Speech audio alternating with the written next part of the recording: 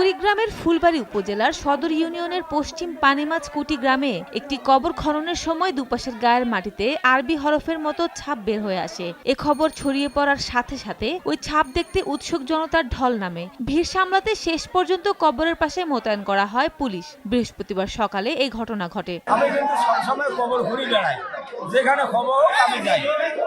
কারণ দুই সাপ পড়ার পর আমি ওই নাম্বারটা বাসাতে দিলাম, দেখিয়ে একজনরা বললাম যে দেখো তো নাম্বারটা কি, দেখে তা আরবি লেখা, আমরা তো করতে পারি না। পরে ওই আবার খুঁজতেছি, দুই পাখে নাম্বার আবার ভাসি ভাসি উঠবে। এখন যতই খুঁড়ি অতই নাম্বার ভাসে, যতই খুঁড়ি অতই নাম্বার ভাসতেছে। পানিমাছ কুটিতে এক ভাই ইন্তেকাল করেছেন।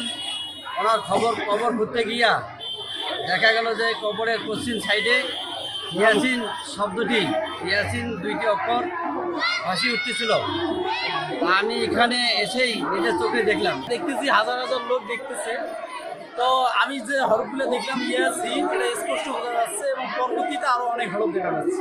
ইয়াসিন ছুড়ির কথা আমার হাউস বাড়ি থেকে ফোন করিয়েছে, ইয়াসিন ছুড়ে অবরোধ পাঠিয়েছে, আমি শুনিয়ে অটো ভাড়া করে আসি।